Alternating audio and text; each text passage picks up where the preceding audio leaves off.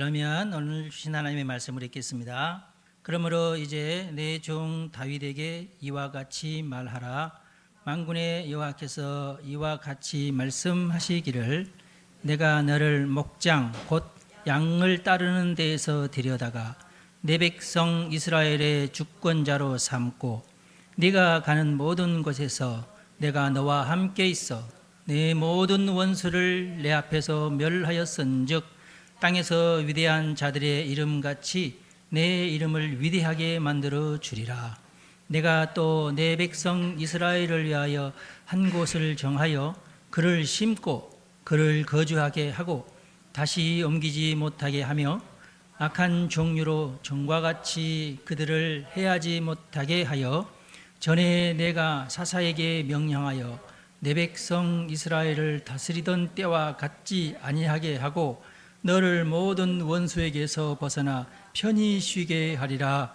여호와가 또 내게 이르노니 여호와가 너를 위하여 집을 짓고 내 수한이 차서 내 조상들과 함께 누울 때에 내가 내 몸에서 날 내 씨를 내 뒤에 세워 그의 나라를 견고하게 하리라. 그는 내 이름을 위하여 집을 건축할 것이요 나는 그의 나라 왕위를 영원히 견고하게 하리라. 나는 그에게 아버지가 되고 그는 내게 아들이 되리니 그가 만일 죄를 범하면 내가 사람의 매와 인생의 채찍으로 징계하려니와 내가 내 앞에서 물러나게 한 사울에게서 내 은총을 빼앗은 것처럼 그에게서 빼앗지는 아니하리라. 내 집과 내 나라가 내 앞에서 영원히 보존되고 내 왕위가 영원히 견고하리라 하셨다 하라. 아멘. 네, 오늘은 사무엘하 성경 공부 세 번째. 오늘 우리가 7장 읽었는데요. 성전 건축을 미루게 하시는 하나님에 대한 말씀이 나옵니다. 우리가 읽지는 않았지만 2절에 보면은 다윗이 이렇게 말합니다. 나는 백향목 궁에 살거늘 하나님의 교회는 휘장 가운데 있도다 그랬어요. 백향목 궁과 휘장. 휘장이 뭐 아무리 좋아도 백향목 궁보다는 이제 좀 덜하니까 약간 미안한 것 같아요. 다윗이. 당시에 백향목 궁이면 그 향기가 나는 향나무? 근데 백향목과 우리나라 향나무하고 같지는 않겠죠. 백향목은 아름드리로 굉장히 쭉 뻗어서 굉장히 아름답다고 그래요. 아름답고 향기도 나고. 그 이제 목재로서는 집을 짓는 목재로서는 당대의 최고급 이제 건축 자재가 됐는데 우리나라로 따진다면은 우리나라 제일 잘 나가는 지금 아파트 브랜드가 뭐죠? 삼성이 제일 잘 나가나요? 나는 이렇게 참 이렇게 좋은 데서 사는데 하나님의 교회는 휘장으로 이렇게 천막처럼 이렇게. 그리고 우리는 이제 다윗의 장막이라 그러는데 미안하다. 나단 선지자에게 이만저만하니 내가 하나님의 성전을 짓고 싶은데 어떻겠습니까? 그래야지요. 그런데 하나님께서 나단에게 임하셨어요. 네가 나를 위해서 내가 살 집을 건축하겠느냐? 뭐 하나님 잘 계시죠? 뭐 하나님이 솔직히 뭐 성전 안에 터를 잡고 거기서 주무시거나 뭐 그러시지 않잖아요. 그냥 하나님의 임재가 상징처럼 그렇게 임재 안 하신다는 말이 아니라 임재하시는 이제 공간이기도 하지만 하나님 입장에서 본다면 너무 좁고 그냥 우리를 위해서 하나님의 성막이 있는 것이지 하나님을 위해서 하나님의 성막이 있는 것이 아니잖아요. 그냥 하나님이 내가 여기 너희를 위해서 내가 여기 임재하겠다는 것이지 내가 여기 살고 싶다 이건 아니지 않습니까? 우리를 위해서 성막도 만든 거죠. 그러니까 이스라엘 사람들이 광야에서 이렇게 돌아다닐 때에 그 성막에서 연기가 피어오르면은 하나님 움직이시는가 보다 하고 야 그럼 빨리빨리 천막 거두어라 그렇게 하면서 연기가 이제 구름기둥 낮에는 구름기둥 그 구름기둥이 이제 밤에 보면은 불기둥으로 보이는 거죠. 구름기둥이 따로 있고 밤이 되면은 구름기둥이 사라지고 갑자기 불기둥이 나타나고 그건 아니고 불기둥이 있으니까 그 불기둥을 중심으로 그 주변에 있는 그 공기가 수증기가 되어 가지고 구름이 되는 겁니다. 이해가 되시죠? 근데 낮에는 그게 구름 기둥으로 보여요, 불기둥으로 보여요? 구름 기둥으로 보여요. 구름에 가려서 불이 안 보이는데 밤에는 어떻게 돼요? 밤에는 밤에도 구름이 있는데 밤에는 어두우니까 구름이 보이지 않고 불만 보이는 거죠. 이해가 되시죠? 그래서 구름 기둥이 따로 있고 불 기둥이 따로 있는 게 아니에요. 다들 그렇게 헷갈려서 제가 드리는 말씀입니다. 뭐 낮에는 달이 떠 있는데도 안 보이잖아요.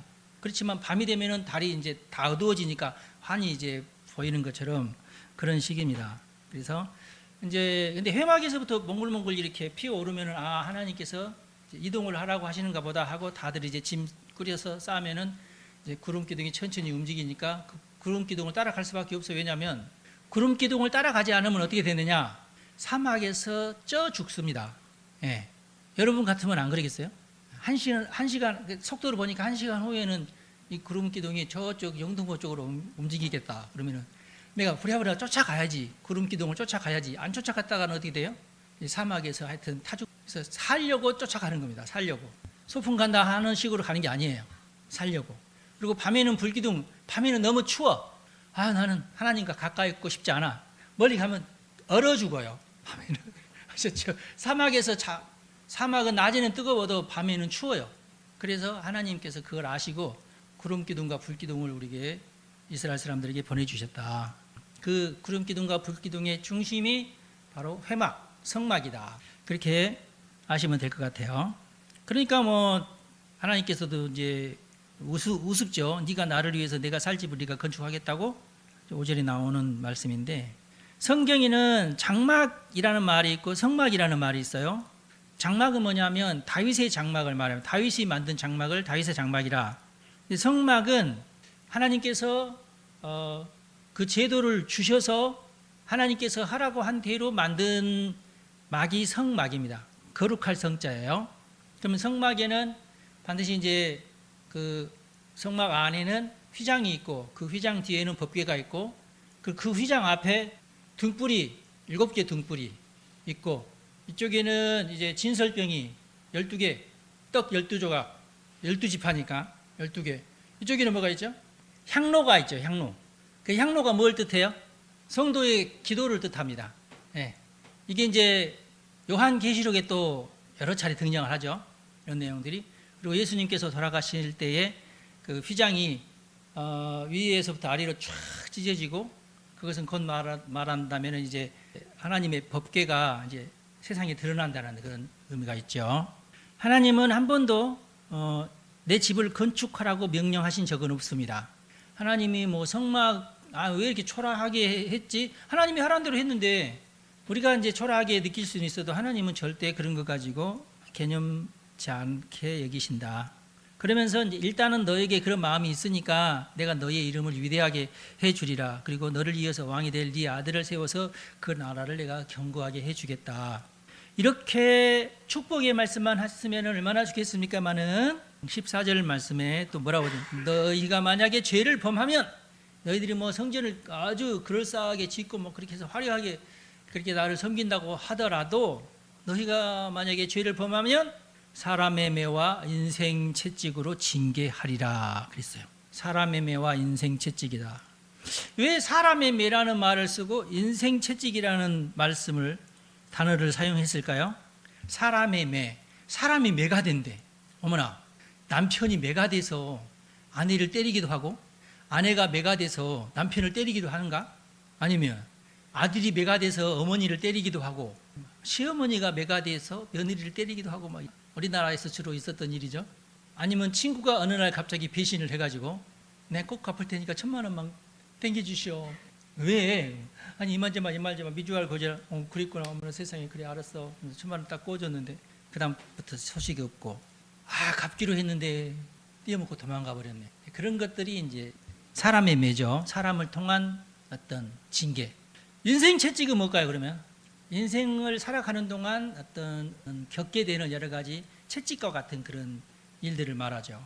여러분들이 한마디라도 그런 얘기 들으면은 진짜 살고 싶지 않는 그런 경험들이 여러분들은 없는 것 같은데 눈치를 보니까 지금까지 나가 이렇게 살다가 차라리 죽는 게 낫겠다 그러신 적 있나요? 눈치를 보니까 나는 아닌데요. 여러분 축복합니다. 지금 현재 나에게 있는 사람의 매는 내 남편입니다. 사모님 동의하시나요? 우리 흔히 옛날 그 아줌마들 그러잖아요. 아유 왼수 저 왼수 이러면서 어쩌다 저런 놈이 나한테서 나와가지고 이런 옛날에는 그러면 요즘에는 그렇게까지 이렇게 노골적으로 표현을 안 하는데 옛날 제 초등학교 때 제 동네에 사는 아주머니들은 간혹 그런 얘기를 했어요. 저희 어머니가 그랬다는 말은 아니고 지금도 뭐 비슷하죠. 그런 얘기들이 유튜브나 이런 데 좀 있고 그렇지 않나요? 근데 이제 그 사람과의 관계 때문에 겪는 고난의 어떤 그 사람이 짓게 된 죄가 그럼 뭐냐? 어떤 죄를 범하면 사람의 매가 나를 때리느냐? 그것은 너무 간단합니다. 인과응보가 당연한 거니까 내가 그 사람을 괴롭혔든지 괴롭힌 사람이 나를 괴롭히는 게 아니라 내가 누군가를 괴롭히면 또 다른 누군가가 나를 괴롭힌다는 그런 의미고 내가 누군가를 무시하면 또 다른 누군가로부터 내가 무시함을 당한다는 그런 의미로 해석할 수 있어요. 그래서 사람은 절대로 누군가를 무시하거나 그 사람을 괴롭히거나 하지 마셔야 되고 이제 우리 같은 기독교인들은 혹시 저 사람이 나를 괴롭히더라도 악을 우리가 선으로 갚을 필요가 있죠. 예. 그래 네가 나를 한 대 때렸으니까 나도 너를 한 대 때려야 돼. 이렇게 되면은 정확하게 내가 이제 그 사람이 나를 한 대 때린 것에 대한 한 대만 때리면 되는데 동네에서 애들 싸우는 거 보면 안 그러더만 누군가가 가다가 한번 툭 치잖아요. 그러면 옆에 있는 사람은 자기는 친지도 몰라. 근데 옆에 자식 너 왜 나를 때려? 그러면서 꼭 두 대를 때려. 왠지 이렇게 한 대 때리면은 약간 빗 맞은 것 같고 억울한 느낌이 들어요. 왜냐면 저놈이 나를 한 대 쳤는데 이 정도 아팠는데 나 한 대 친 난 정말 한 이 정도 아프라고 친 것 같은데 약간 삐뚤어진 것 같아. 그래서 이만큼 때린 게 아니라 한 이만큼 때린 것 같아. 그러면 어떻게 돼요? 이만큼이 아쉬워서 한 대 더 때리죠. 그러면은 너는 왜 나는 한 대밖에 안 때리는데 너는 나를 두 대 때려? 그러면은 나는 이제 네 대를 때리게 되는 거고 그쪽에서는 8대를 때리게 되는 거 뭐 이렇게 되는 거예요. 이런 게 사람의 매입니다. 나만 그런가요? 네, 그렇습니다. 그래서 이제 여러분들이 이제 누구에게 이제 한 대 맞게 되거들랑 그냥 웃어버리고 마십시오. 피식하고 그 한 대만 맞아야지 두 대, 세 대 때리려고 달려들면은 어떻게 해야 되겠어요? 그때는 오냐, 너가 한 대 때렸으니까 나도 이제 너 때린다고. 이제 그게 이제 드라마가 보통 그러잖아요. 주인공은 절대 먼저 안 때려. 먼저 때리면 죄라는 어떤 인식이 드라마 작가들에게 있나 봐. 그래서 주인공은 항상 일단 먼저 맞아요. 그런데 드라마는 좀 너무 심하죠. 주인공을 한 서너 대 맞는데 주인공은 걔를 죽도록 때리잖아. 시청자들은 그거 보면서 아유 저 나쁜 새끼 후련하다 이렇게 되고 그런 것들이 좀 제가 볼 때는 좀 잘못된 드라마. 실질적으로는 뭐 이렇게 좀 정말 다툼이 일어나고 서로 치고받고 있으면 바로 빨리 끝내야 돼요. 되도록이면 나는 안 때리고 끝내는 것이 지혜다. 오씨 목사님 왜 그런 걸 가르치세요? 난 정말 그러면 난 밤에 잠을 못 자는 성격인데 그러면은 한 대만 때리시고 도망을 가시기 바랍니다. 손자병법에 보면은 최고의 수가 36번째 수예요. 그걸 우리는 36개 줄행랑이라. 무슨 창피하게 36개를 하느냐? 그게 최고 좋아요. 아셨죠? 동네에서 무슨 시비가 붙어들랑 하여튼 무조건 도망치시기 바랍니다. 요즘 세상에서는 그래야 돼요. 경찰서 끌려가봤자 나만 손해고 시간만 아깝고 기분만 상합니다. 드라마에서나 들락날락 하는 것이지 여러분들이 실제로 이렇게 티격태격 지금까지 한 10년 전까지 티격태격 한 적 없죠? 10년 더 살았니? 그래. 아유, 그래 축하한다. 그래. 너 지혜로운 거야. 근데 초등학생 때 한두 번 주먹 다짐하고 그래도 되는 거 아니야? 그래야 인생 경험인데. 나도 초등학생 때는 코도 한번 터지고 그랬어. 나도 뜨드러 패고 막 그러면서. 요즘에는 그게 또 이제 학폭 어쩌고저쩌고 해가지고 복잡해지니까 몰래. 그 다음에 인생 채찍은 삶 자체가 가져오는 고난이나 천재지변이나 사건, 사고, 그리고 질병. 질병이 굉장히 제일 여러분들 천재지변보다 질병이 낫나? 뭐 둘 다 안 좋아요. 하여튼 여러분 인생 채찍을 되도록이면 맞지 마시고 잘 피해 가시기를 바랍니다. 근데 하여튼 그런 것이 세상에는 많다. 그리고 이제 하나님께서 다윗에게 그러나 내가 너의 자손들에게 인생 채찍이나 사람의 매가 있을지언정 그러나 사울처럼 그에게서 은총을 뺏지는 않겠다. 이게 참 복스러운 얘기죠. 다윗도 압살롬 때문에 어마어마한 인생 채찍을 당하죠. 압살롬 때문에 인생 채찍을 당한 이유가 뭐예요? 다윗이 아직 우리가 배우진 않았지만은 곧 있을 다음 주에나 있으려나 밧세바 사건. 밧세바 사건으로 결국에는 우리아를 살인죄까지 범하게 되는, 우리아를 죽이는 데까지 살인교사 어떻게 보면 살인교사죠. 살인을 계획했으니까 살인모의, 살인교사, 하여튼 간음, 하여튼 여러 가지 많이 얽혀져 가지고 감히 왕으로서 하지 말아야 될 파렴치범, 다른 사람도 아닌 자기 부하를, 충신을 그렇게 했으니까 파렴치범이라고 해야 되나? 배신자? 왕이 배신을 했으니까 여러 가지 하여튼 제목이 많아요. 지금 다윗에게. 그것 때문에 결국 압살롬으로부터 그 쫓김을 당하죠. 압살롬 때문에 어마어마한 왕가의 수치스러운 사건도 벌어지고 씻을 수 없는 어떤 치명적인 어떤 상처를 다윗이 입게 되죠. 이런 것들이 어떻게 보면 사람의 매 이렇게 볼 수 있어요. 그런데 하여튼 그런다 할지라도 사울처럼 은총을 빼앗지는 않겠다. 네가 이렇게 고통스러워도 은총까지 내가 너에게서부터 뺏지는 않겠다. 그래서 18절부터는 다윗이 감격의 신앙 고백이 나옵니다. 하나님 감사합니다. 이를 종에게 알게 하시니 감사합니다. 우리 귀로 들은 대로는 다른 신들과 구별되어서 주와 같은 이가 없습니다. 주 외에는 신이 없습니다. 이런 신앙 고백을 해요. 그리고 주와 언약한 나라가 이스라엘 외에는 없습니다. 주님처럼 우리를 구속하신, 우리를 구원하시는 이는 없습니다. 이런 신앙 고백. 우리는 주님의 백성입니다. 여호와는 그들의 하나님이십니다. 이건 뭐냐면 신정 통치를 말하죠. 하나님이 직접 다스리시는 나라는 이스라엘이다. 그러니까 이 백성들은 시민이 아니죠. 하나님의 백성들입니다. 이 백성들은 신의 백성이지 왕의 백성이 아닌 셈이죠. 하나님이 지도자를 세우시는 나라, 하나님이 전쟁을 통해서 그 나라를 구원하는 나라, 하나님께서 말씀하시고 백성들은 순종하는 나라, 백성들이 계명을 지키지 않으면 심판하는 나라, 심판하시는 하나님. 그렇지만은 심판하시는 중이라도 긍휼을 잃지 않으시며 그 남은 자는 구원하시는 나라, 그런 나라가 하나님의 나라입니다. 우리 제목이, 기도의 제목이 뭐가 돼야 되겠어요? 하나님 지긋지긋합니다. 맨날 정치인들은 서로 이합집산만 하면서 서로 물고 뜯고 다음에 또 뭐가 있죠? 4가지가 있는데 하여튼 간에 서로 그러고만 하고 있어. 이 나라가 뭔 꼴인가 참. 저는 우리나라가 신정국가가 되기를 원합니다. 우리 지금 현재 자유 대한민국에서 무슨 신정국가입니까? 그런데 트럼프를 보면은 신정국가 같이 가잖아요. 비슷하게. 그렇지 않나요? 물론 이 한 사람이 40년 동안 통치하거나 그러지는 않지만 계속해서 그 바톤을 받아가지고 하나님의 사람들이 이어서 이렇게 정치를 하게 되면은 그렇게 되지 않을까 싶고, 지금 현재 제일 신정국가에 가깝다고 할 만한 나라가 미국 외에 없잖아요. 솔직히 우리나라도 젓가락 하나 놓을 수 없죠. 지금은 없고, 중국은 더군다나 아니고 뭐 하나님 안 믿는 나라고. 이스라엘 기독교 국가는 아니지만은 그래도 거기 기독교인들이 있고 캐톨릭 교인들도 있고 유대교인들도 있고 그러지만은 그래도 거기는 하나님을 그래도 안식일을 지키면서 하나님을 섬기긴 하잖아요.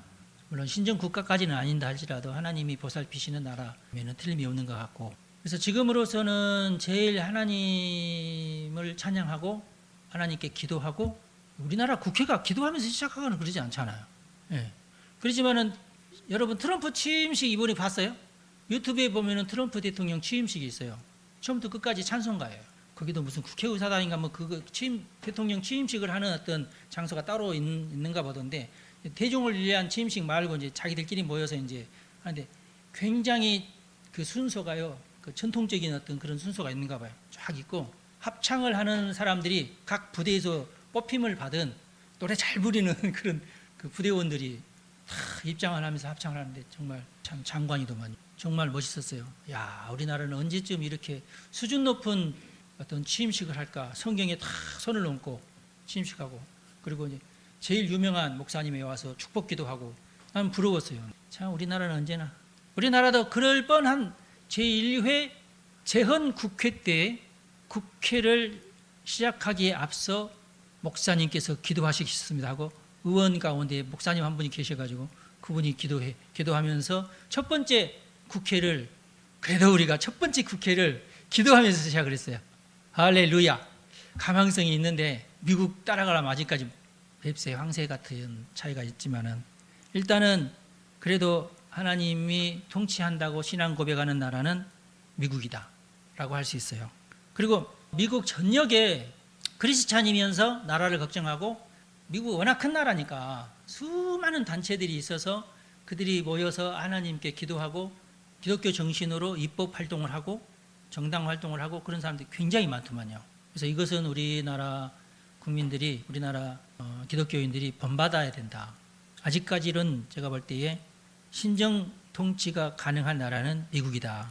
아직까지는 그렇다. 자, 그 다음에 8장에는 다윗의 전쟁이 나옵니다. 근데 7장 앞부분에 보면은 다윗이 모든 나라를 점령하고 평정했다라는 말이 나오는데, 그러고 나서 갑자기 성전에 관한 얘기가 나오고, 그리고 8장에 다윗이 모든 나라를 정복했다 하는 내용은 이제 8장에 나옵니다. 재밌죠? 7장 1절에 보면은 여호와께서 주위의 모든 원수를 무찌르사 왕으로 궁에 평안히 살게 하신 때에 왕이 선지자 나단에게 이르되 나는 백향목궁에 살거늘 하나님의 괴는 휘장 가운데 있도다, 이렇게 나와요. 2절부터. 그런데 8장은 그 후에 다윗이 블레셋 사람들을 쳐서 항복을 받고 하면서 쭉 여러 나라를 정복했다는 내용으로 가득한 것이 8장이에요.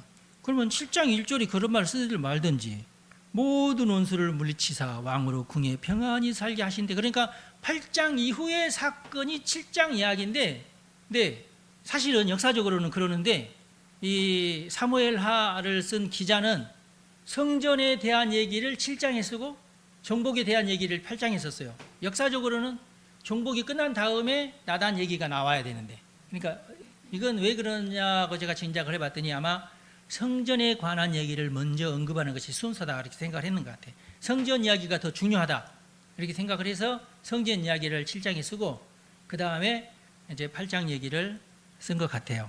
물론 이거 제가 생각하는 거고, 그냥 블레셋을 쳐서 항복을 받고 블레셋 사람들을 손에서 메덱 암마를 빼앗았다, 이렇게 돼 있어요. 메덱 암마가 아마 가드일 것이다. 그러니까 이 8장에만 메덱 암마라고 나와 있고 다른 데는 메덱 암마라는 단어가 없어요. 그래서 이제 학자들은 뭐라고 생각하냐면 메덱 암마의 뜻이 뭐냐면 어머니의 굴레라는 뜻이거든요. 그러면은 어머니는 도시 이름으로 따진다면은 어머니격이면은 수도, 제일 중심되는 도시, 제일 중심되는 도시의 굴레. 그러니까 다른 지역은 이 어머니 되는 도시가 다들 이렇게 고삐를 쥐고 있다, 굴레를 쥐어서, 그런 뜻이 되죠. 그러면은 뭐 그 둘레 가드가 중심이 돼가지고 그 둘레, 뭐 예를 들어서 가사나 아스도스나 아스글론이나 에글론 이런 데는 굴레라, 이렇게 생각을 해서, 그러니까 블레셋 전체를 다 점령하고 그렇게 해석이 된다는 거죠. 그 다음에 2절에는 1절만 딱 이렇게 블레셋을 다 정복했다 이렇게 나오고, 2절은 모압을 쳐서 뭐라고 나오냐? 모압을 쳐서 그들로 땅에 엎드리게 하고 줄로 재어 2줄 길이의 사람은 죽이고 1줄 길이의 사람은 살리니 모압 사람들이 다윗의 종들이 되어 조공을 드리니라 그랬어요. 모압은 이제 조공국이 되어서, 그런데 1줄 길이 사람은 살려주고 2줄 길이 사람은 죽였다. 이 말은 두 가지로 지금 학자들은 해석을 해요. 이만한 줄을, 어떤 줄이 있었나 봐. 그 몇 미터인지는 모르겠고 막 그 줄이 아마도 한 1m, 그 줄이 하나 아마도 한 1m짜리 두 개 해서 한 2m 이 정도로 해가지고 아마 줄이 한 1m든지 2m든지 그랬을 거다. 그래서 사람을 나란히 세운 다음에 그 줄로 이렇게 재버리고 머리 끝을 딱 대보고 그 끝허리가 발에 닿으면 너는 살려주고, 머리에서 딱 재봐가지고 1m가 넘어가면 야 얘는 죽여, 2줄 길이가 되면은 죽이는 거야. 1줄 길이가 되면은 얘는 살려주고, 그러면은 키가 작은 애들은 살려주고, 그러니까 나이가 어린 애들은 살려주고 나이가 많은 애들은 죽였다, 그런 뜻이 되는 거고. 그렇게 되면 좀 이제 합리적이죠. 저는 이렇게 생각했는데 많은 학자들은 그렇게 생각 않고 다 누였다는 거야. 한 줄로 쭉 다 누여놓고, 자, 2줄로 한 2m 정도, 2m 정도를 여기서부터 시작해서 2m 정도까지 야 얘들은 다 죽여, 그렇게 하고 두 번째는 1m만 재는 거야. 그 1m에서 야 너네들은 일어나, 너네들 살고, 그 다음에 또 2m를 재가지고 그 2m 야 얘들은 다 죽이고, 자 또 1m를 재가지고 그 안에 들어와, 그 누워있는 그 안에 들어온 1m 안에 들어온 사람들을 다 살리고, 그렇게 해서 3분의 2는 죽이고 3분의 1은 살렸다. 이렇게 표현을 하는 학자들도 있어요. 우리로서야 뭐 그러든지 말든지인데, 근데 이제 문제는, 아니 다윗이 모압의 자기 부모님들과 자기 형제들을 거기다 피신시키고 다시금 유다 광야로 돌아와서 치안 활동을 했잖아요. 그런데 왜 모압을 이렇게까지 많은 사람을 죽였느냐? 성경에는 이 외에 다른 말이 없어요. 그런데 이제 그 탈무드나 이런 거 보면은 학자들이 후대에, 탈무드에도 그런 말은 없는데 후대에 탈무드 학자들이 뭐라고 해석을 하냐면, 아마 모압 사람들이 다윗의 식구들에게 어떤 해를 가했을 것이다. 그래서 거기에 대한 앙심을 품고 다윗이 모압 사람들을 죽였을 것이다. 그렇게 애초에는 모압이 다윗의 조상 가운데 룻이라는 여인 때문에 자기 부모들을 거기다 맡겼는데도 불구하고, 그래도 이놈들이 감히 우리 식구들을 너희들이 뭐 어떤 해를 가해? 네, 두고 볼 수 없어. 아마 그랬지 않나 하는 거고, 또 이제 또 상상의 나래를 편 다음에는 사울 왕이 모압에게 가가지고, 야, 너희들 그 다윗의 부모들 내놔, 뭐 이랬을지 모른다. 그러면 모압이 안 돼, 그럴 수 없어, 우리 친척들이야 하면서 보호를 했어야 되는데, 만약에 그래 그러면은 몇 명만 가대가 아마 그랬을지도 모른다. 근데 그런 얘기가 성경에 안 나와요. 그러니까 드라마 작가들이 이제 이런 것을 상상력을 펼쳐서 다윗 시대를 이렇게 드라마로 만들 때 그렇게 할지는 몰라도 성경에는 하여튼 그런 내용은 없다. 우리도 역시 짐작만 할 뿐이다. 설마 다윗이 아무 죄도 없는 모압 사람들을 죽이거나 그랬지는 않았을 것 같은데, 이 정도까지 아주 심하게 사람을 죽였다면 아마 그럴 가능성이 있다고 봅니다. 그런다 치더라도 해도 너무했죠. 이것은 이제 어떻게 또 해석을 해야 되냐면, 당시의 분위기가 그랬다.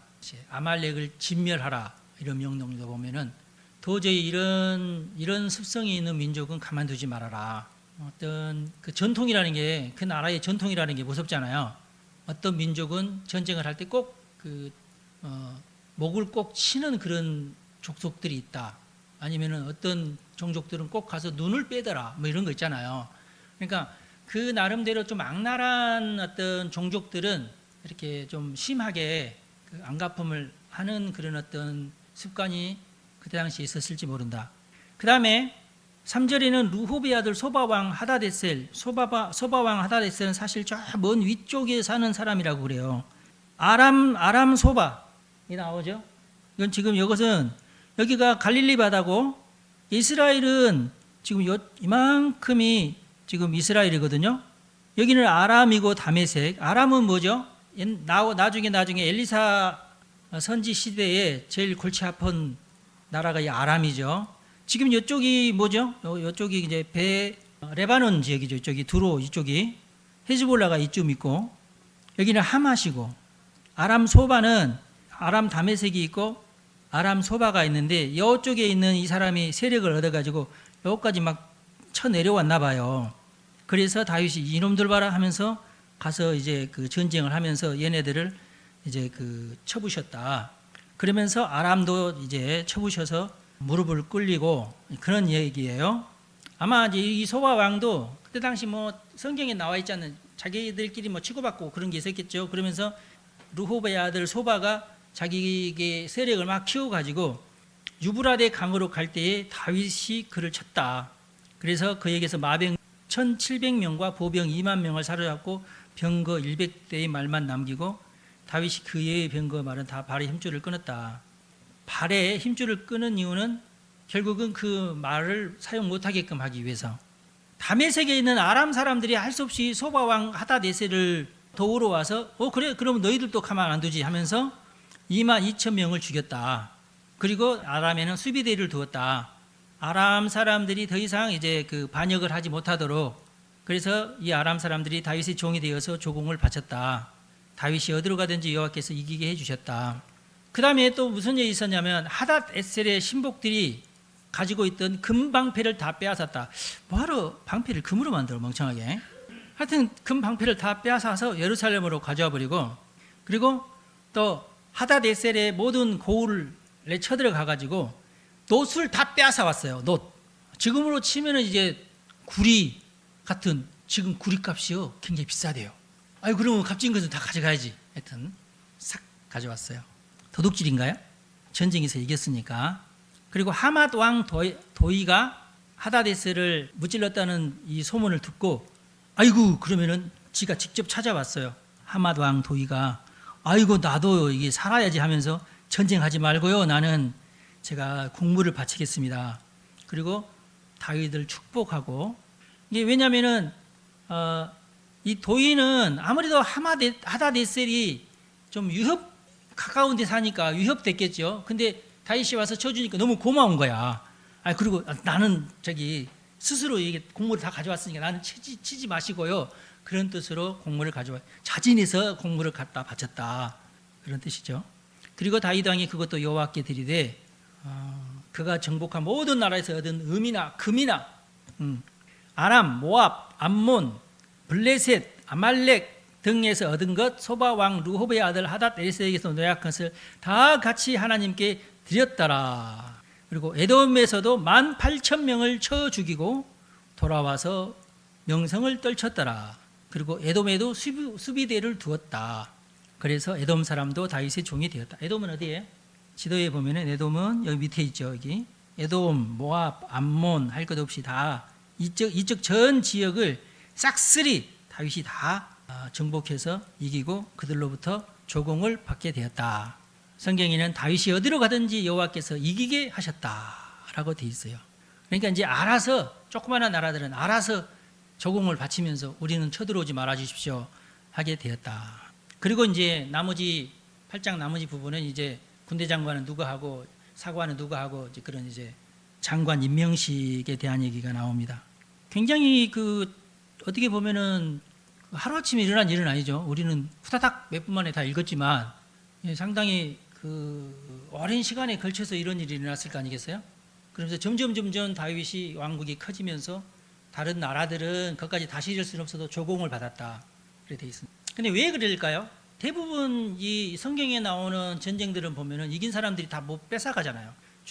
쌀, 곡식 그런 거 안 뺏어가도 금이나 은이나 노시나 이런 것은 다 뺏어가잖아. 말이나 이런 거, 병거 이런 것은 금, 방패 이런 거 다 뺏어다가 어디다 놔둬요? 다윗 궁이나 성전에 다 보물창고 안에 다 차곡차곡 쌓아놨다. 그럼 솔로몬 때는 더 심해가지고 솔로몬은 아예 뭐 길거리에 가다가 막 아이고 또 돌멩이가 아니라 아이고 또 금덩이가 하나 떨어져 있네. 이런 좀 제가 과장해서 하는 말이고 여러분들은 길 가다가 이제 다리에 툭 치면 돌멩이가 치이는데 솔로몬의 거리에는 발이 뭔가 톡 걸려 금덩이가 또 있네. 농담입니다. 그 정도로 금덩이가 흔했다. 왜 그러면은 다윗과 솔로몬 시대에 금덩이가 그렇게 많았을까? 왜 사람들이 아이고 이거 가져가세요. 우리가 가지고 있는 금을 다 가져왔습니다. 나중에 이제 바빌론에서 이스라엘을 침공하고 예루살렘 성을 다 탈환하고 그다음에 뭐였어요? 성전에 있는 모든 금부치들 다 떼어가고 그랬죠. 전쟁이 일어나면 우리 나라에 있는 금은 다 사라지는 거예요. 그 나라로 다 옮겨가는 거예요. 귀중품들은 다 옮겨가는 거예요. 그리고 또 뭐가 왔다 갔다 하죠? 조공이 왔다 갔다 합니다. 조공은 당시에 조공이 뭐였냐면 오늘날로 치면은 무역입니다. 무역. 우리나라 물건이 그쪽 나라로 가고 그쪽 나라 물건이 우리나라로 오는 거예요. 그 양은 비슷비슷했대요. 우리나라도 옛날에 조공을 바치잖아요. 조공을 바치면은 특산품을 다 모아가지고 황실로 이제 조공을 이제 역관을 시켜서 보내죠. 그러면 역관은 빈 손으로 오느냐? 그렇지 않고 역관이 그 황실에서 그래 그럼 너희 나라에는 없는 우리나라에만 있는 이것을 주어라 해서 가지고 오는 거예요. 그걸로 끝나면 절대로 안 되고요. 그건 공식적인 거고 반드시 역관이 이제 조공을 주고 다시금 이제 답례품을 받고 돌아오는 그 기간이 상당히 이제 몇 개월 걸릴 거 아니겠어요? 그 사람의 루트를 따라서 상인들이 뒤따라 다닙니다. 상인들이 왜 그럴까요? 상인치 혼자 가게 되면 어디서 임꺽정이 나타나서 임꺽정 2, 임꺽정 3 이런 것이 나타나가지고 약탈해 갈지 모르고 또 임꺽정만 있는 게 아니라 호랑이도 있어요. 곰도 있고 그러면은 호랑이나 곰들이 이게 덮치면은 다 죽어요. 그래서 당시에 상업에는 상업이 중요하긴 했는데 그 나라가 이제 움직일 때 같이 움직이는 거예요. 상인의 그룹들이 때를 지어서 물론 꼭 그럴 때만 하는 것이 아니라 하여튼 그 루트가 일단 그 나라로 이렇게 한번 통상이 맺어지면은 그 다음에는 어떻게 돼요? 이런저런 이유로 또 이런저런 핑계로 계속 물건이 왔다 갔다 하면서 무역이 되는 겁니다. 예. 그건 왜 그렇게 돼요? 중심이 되는 나라가 모든 권력을 꽉꽉 잡고 있으면서 모든 나라를 평정하기 때문에 그렇습니다. 평화가 없는데 무역이 가능하진 않아요. 그죠? 과거 우리 지구상에도 대항해 시대라는 때가 있었어요. 대항해 시대 때 제일 걱정거리가 뭐였냐면 해적들이 걱정거리였습니다. 근데 그 모든 해적들을 다 쳐부시고 온 바다를 평정한 나라가 어떤 나라? 스페인이죠. 그래서 스페인이 그때 당시에 최고의 나라가 된 겁니다. 무적함대라고 하죠. 그래서 스페인이 당시에 세상을 쥐락펴락하면서 많은 나라들을 식민지 삼고 그 나라의 스페인의 어떤 문물을 갖다가 전해주고 그 나라의 귀중품을 또 뺏어가지고 오고 이렇게 하면서 교역이 일어나고 그랬던 거죠. 그러면서 이 나라의 기술이 그리 전파되고 그 나라의 기술이 이쪽으로 전파되고 그러면서 평정을 이루어가면서 나라가 이제 발전하고 그래요. 그 대항해 시대가 또 가능하게 했던 것이 콜럼버스가요. 지금은 이 역할을 누가 하고 있어요? 미국이 하고 있습니다. 미국이 전 세계의 항공모함을 보내서 해적들을 다 소탕을 해서 온 세계의 바다를 평안하게 만들었죠. 만약에 미국의 항공모함이 철수하게 되면 어떻게 되죠? 그때가 되면은 이제 중국의 이제 해적선들이 온 태평양, 대서양, 인도양을 다 점령하게 될 겁니다. 배의 숫자로 따지면 중국을 따라가는 나라가 없잖아요. 지금 세상에. 인구 수만 해도 그렇고. 그러면 이 세계는 완전 난장판이 되고 난리가 나겠죠. 그래서 미국이라는 나라가 전 세계의 해양을 항공모함으로 딱 이렇게 붙들고 있으면서 인공위성으로 다 감시하고 있으면서 누가 해적 나타났다 그러면 야 빨리 저쪽으로 미군 보내 해가지고 처치하니까 이 나라가 이렇게 비행기도 막 왔다 갔다 하고 무역도 왔다 갔다 하고 그러는 거예요. 그래서 미국이 자기들의 달러를 기축통화로 삼고 모든 결제를 달러로 해라. 강제적으로. 석유는 무조건 달러로 결제해야 돼. 알았어? 여기에 반기를 들면서 야 우리가 뭐 때문에 달러로만 석유를 사고 팔고 해야 되느냐. 야 중국 위안화로 사고 팔고 하자. 그러다가 이제 이 자식들이 어디서 감히 위안화를 들이밀고 말이야. 이렇게 하면서 지금 미국과 중국이 지금 붙은 거 아니에요. 결국 두 나라 싸웁니다. 전쟁이 일어납니다. 지금도 전쟁 중에 있죠. 뭐 어떻게 보면 총알이 왔다 갔다만 안 했을 뿐이지 거의 뭐 지금 전쟁 중이죠. 그러니까 솔로몬 시대만 이런 것이 아니라 대부분의 나라가 이렇다. 그래서 다윗과 솔로몬에게 금은 보화가 몰리는 이유는 뭐냐? 금은 보화가 있어야 저 나라 가면은 공손으로 오지 않는다. 사람들이 그걸 믿어야 돈이 어디에 있고 금이 어디 있다는 것을 알아야. 예를 들어서 내가 이제 100억 부자로 알려졌어요. 여러분 그렇게 믿으십시오. 일단 믿으면은 예를 들어 이제 우리 사모님이 나한테 물건을 딱 맡기면서 이거 10억 원어치입니다. 알았어. 내가 팔고 나서 내가 이자 쳐서 줄게. 그러면은 알았어요. 그냥 말없이 가. 왜 말없이 가요? 믿는 거야. 나에게 100억이 있는 줄 믿는 거야. 사실은 없어도 믿는 거야. 근데 그게 신용이에요. 없어도 믿는 게 신용이에요. 예. 근데 이제 이번에 트럼프가 왜 저렇게 자꾸 관세를 올리려고 하냐면 사실은 없어, 돈이. 그것을 세상 사람이 다 알고 있어. 그래서 관세라로 막 때려가지고 돈이 일단 우리한테 몰려야 된다. 그동안 너무 뭐 코로나니 하면서 돈을 너무 많이 풀고 바이든도 돈을 막 어마어마하게 풀어버리고 이래버리니까 이거 도저히 안 되겠다 싶어서 지금 관세를 막 이 나라 저 나라 하면서 너는 50% 너는 25% 우리나라는 15% 하면서 그렇게 하는 이유가 거기서요. 일단 돈이 우리가 많아야 된다. 이것 때문에. 솔로몬하고 똑같아요. 그 나라에 돈이 있어야 사람들이 그것을 인정해주고 저 나라가 무너지지 않는다. 이게 확인이 돼야지 무역이 활발하게 왔다 갔다 하면서 안심이 돼요. 그래서 하나님이 이렇게 하신 이유는 뭐냐면은 그 이스라엘을 중심으로 그 인근 지역에 일단 다윗과 솔로몬이 살아있는 동안에는 평화가 유지되도록 하기 위해서. 자, 이것이 이제 아니다. 솔로몬 아들, 저는 못 믿겠는데 일단 왕을 못 믿으면은 그 왕의 권력도 못 믿고 저는 어디 나가서 분명히 싸우면 지을 것 같은데 이런 느낌이 되면은 사람들이 그 나라를 신뢰하지 않아요. 그러면은 이제 불안한 거야. 이제 물건을 가져갔는데 돈을 받을까? 이게 불안해지는 거야. 그러면은 이게 힘들어져요. 그러면 할 수 없이 이자율이 높아지고 복잡한 일이 벌어집니다. 해마다 이 달러가 어떻게 될 것인가에 대한 책이 막 쏟아져 나와요. 그죠? 서점가에 가면은 꼭 이 달러는 어떻게 변한다, 뭐, 주식, 하면서요. 유튜브도 보면은 맨날 주식 이야기하고 이런 사람들이 막 유튜브를 그렇게 열심히 하잖아요. 왜냐하면 그거 가지고 돈 벌려고. 예나 지금이나 똑같아요. 온 세계는 누구에게 돈이 있느냐, 어디에 투자해야지 내가 손해 보지 않느냐, 여기에 그냥 혈안이 돼 있어요. 그게 이제 국제 정세다. 그러니까 이제 성경에 이렇게 얘기되어 있는 것은 이제 우리가 이제 경제적으로 이제 성경을 읽을 필요가 있어요. 아하, 하나님께서 이렇게 하시는 이유가 뭐다. 지금 현재 그래서 이제 미국이 저렇게 패권을 쥐고 감나라 대추 나라 관세는 15%라 이 꼴을 도저히 나는 못 보겠다.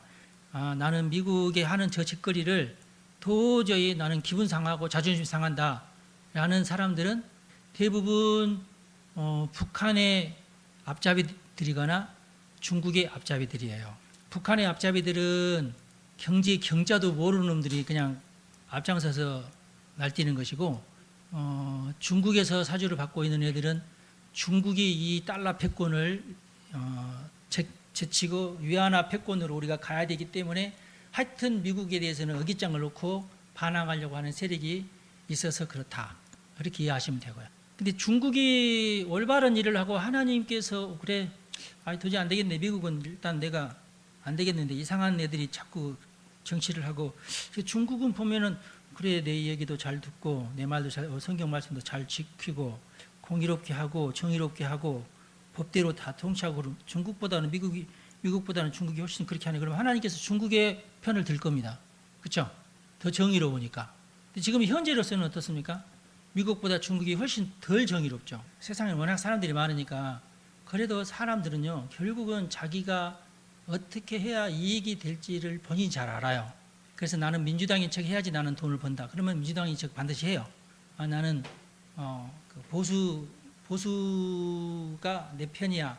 그 사람은 보수 때문에 돈을 버는 사람이에요. 어쩔 수 없어요. 그것은 자기의 경제가 거기에 달려 있으면은 어쩔 수 없어요. 그래서 너무 민주당 사람들 너무 미워하지도 말고. 근데 우리 이제 기독교인들은 그럼 어떻게 해야 되느냐? 하나님이 누구 편일까?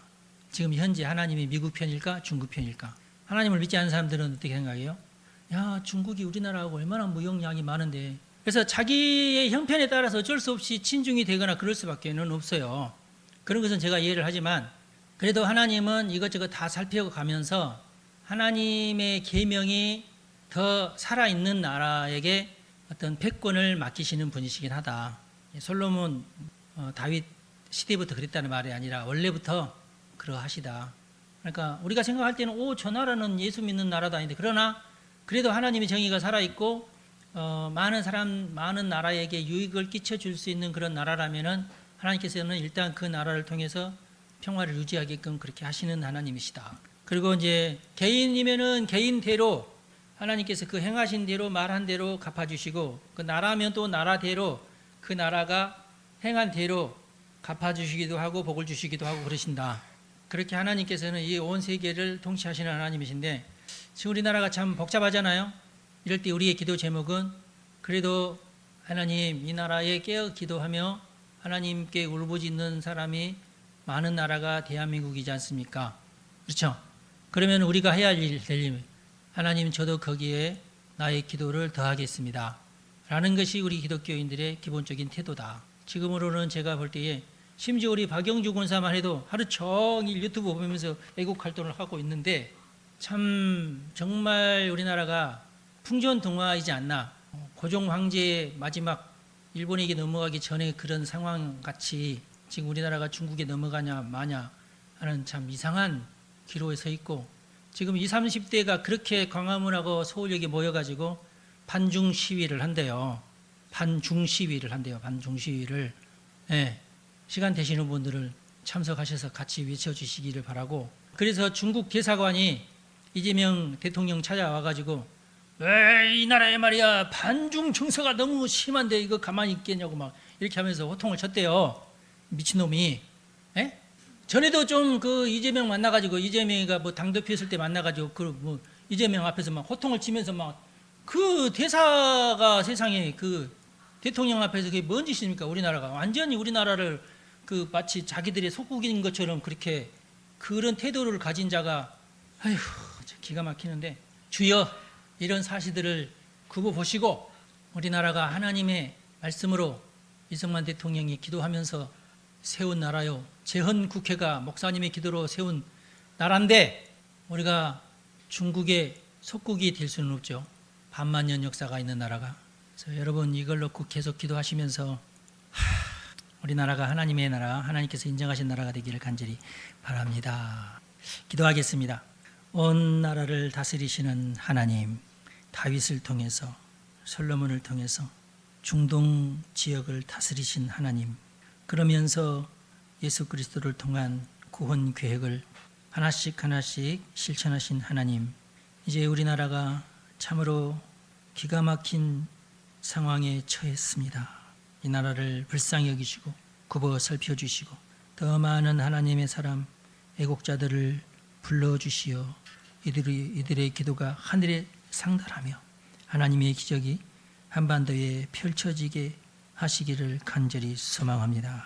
서울역에서, 광화문에서 나라를 위해서 외쳐대고 있는 천만 시민을 주님께서 굽어 보시며 저들의 기도를 주님께서 들어주시고 악한 무리가 나라를 해방하지 못하도록 하나님께서 이 나라를 지켜주시기를 간절히 바랍니다. 우리는 하나님이 다스리는 나라, 하나님을 진정으로 섬기는 자가 대통령이 되는 나라가 되기를 간절히 소망합니다. 다윗을 세우신 하나님, 이 땅에 하나님의 사람을 대통령으로 세워 주옵소서. 그래서 이 나라가 참으로 하나님께서 기뻐하시는